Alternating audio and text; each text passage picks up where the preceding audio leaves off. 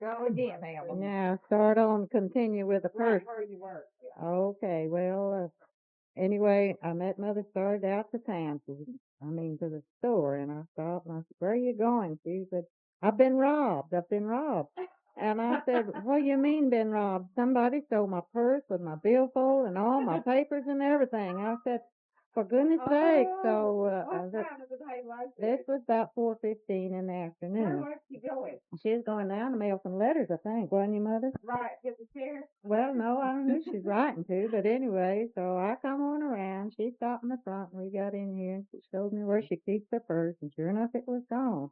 I said, "Well, did you put it in? Let's look on the bed. Let's look all over good." And yeah, the last time she remembered using it was Sunday morning, and the billfold was in there then, and she hadn't thought about it. But in the How meantime, much money did you have? she didn't have much money, she said. About Mother having $3. about $3, but she had two courtesy cards Oh, and somebody hit stop the it. phone. I was going to report on the It was conversation. Janie on the telephone, and she's feeling a little better. She's taking some pretty strong medicine that ease her a little bit if she'll go to bed, but it don't help much if she doesn't go to bed. Where y'all going tomorrow? You gonna pick her up? She's gonna come and spend the day with me tomorrow. Well, is she gonna walk up here? No, I'm supposed to go after her. Well, I thought she Well, was saying you didn't want her to come. No, I mean, no, I don't mean that. didn't- To come get her. if you couldn't come All right, no, Emma, she's get not back able under to the walk bed up now. here. Yeah, I know Oh. she's not. It's gonna be cold anyway. Yeah. It's supposed to be in the upper 30s tomorrow. Yeah, Emma, I get know it. back under Back the bed. under the bed looking for the purse. But anyway, Mother says, "Well, what will we do?" Well, I declare I didn't know. The only thing I was thinking about was these two courtesy cards, one Gulf and one Humble, wasn't that it? I said, "That's the thing we've got to do, 'cause somebody might run a big bill up on you, so I take on off to town to go to the gas station to see what I can do about it. Mother says, "Well, I'll notify Garland," and went on to not accept any courtesy card for, yeah, from her, yeah. So I go on, I go to Calvin Holman, and he said, "Well, if you had she had an old sale slip here that had the number on it. He really needed the number, but he did it right down to him.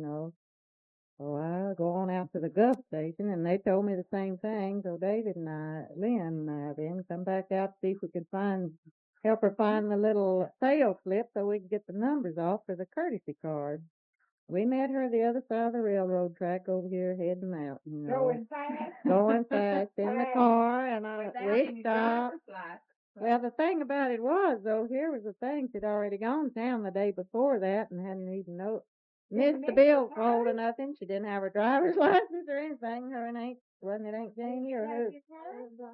Went by her, she took the other purse that didn't have the billfold in it, not even thinking about that, and saddled all over Lockhart without her driver's license and everything.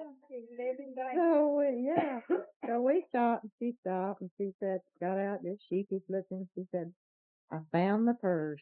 I said, "Well, where in the world was it?" She said, "I went up to Willie Dinge's and borrowed the church house key, said I could remember using that purse the last on Sunday morning, carrying it to church."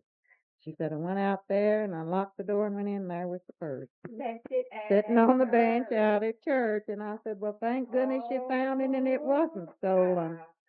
I was beginning to accuse this little Brenda Head thinking she'd come in because I thought, and so then That's enough of the purse that's story. enough of the purse story. Said so, but I did go back and call Calvin and them and retract the. And he's relieved too. Yes, he was relieved. He said, "Well, he's glad you found the purse, that it wasn't stolen." So that's all. Goodbye, folks. It's been real nice talking to. How y'all are. Oh, well, we're fine. We're doing fine, and it's cold and blustery this morning, and Patty's father-in-law is doing better. We were up there Thursday and spent the day, and they had taken him out of intensive care on the day before, and he is doing a whole lot better now. And do a little research in the library for David Lynn, because it closed at 12. He won't have a chance to get to the library before he closes, and it's on tetanus, and I don't know what in the world you can write on that, but just a little bit. Well, goodbye, and I'll see y'all some other time. Now, the sad thing, y'all only got half of Alma's conversation because half of it's with her hands. She's motioned to the right and to the left and emphasized points, and y'all couldn't get that part of the message. No, that's right. The next time. Mother doesn't want to go to town because she's already been 3 times this week, and I don't blame her. She's tired. Tell them what you went to town for.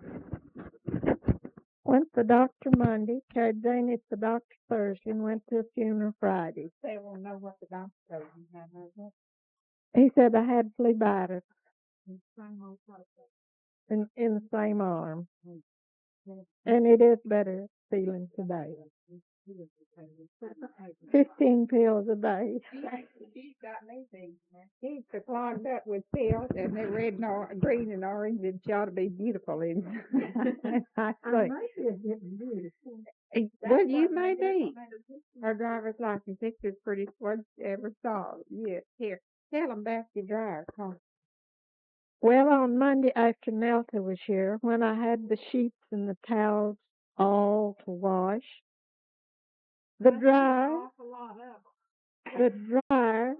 wouldn't dry.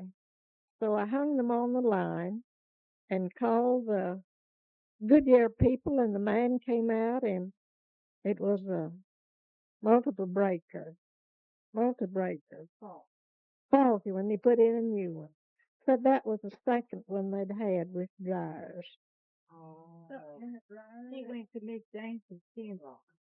I went to Miss Dancer's funeral yesterday. You know, she's been coming to church with Itley. She had an apartment with her, and she'd been coming to church with her pretty regular.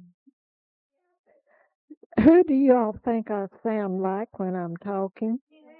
I think I sound like Martha Taylor. Cousin Martha, you know. Don't let Martha hear this. Mama Mia is in here cooking the lunch, and it smells so good. And she's got the zucchini cooking. What is it? Zucchini. She's got the zucchini cooking and smells like Mama Mia in there. And is making chicken, and it looks so good. And we just thought it sure would be fun if we could go get Aunt Rudella to say something to y'all. But it's so blustery. I said we don't think we're gonna get out there and try it today. But as we approached Dale and had gotten just inside the city limits, we were well right in the mainstream of traffic.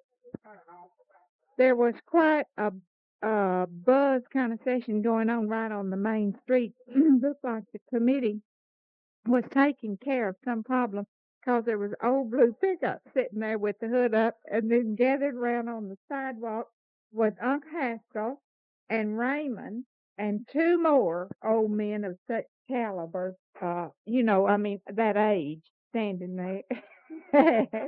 All of them had their hands in their pockets, but looking under this hood. And we don't know who has no blue pickup. These people, what's their name? The Ethan? Well, maybe one of them was Ethan. Ethan might have been in under that hood. This is kind of bright blue pickup. Old pickup, but Well, yeah, it wasn't as old as the Bluebird, though, used to be. But it was about that old. And nobody was working on it. They were just all gathered around there. We didn't know whose it was.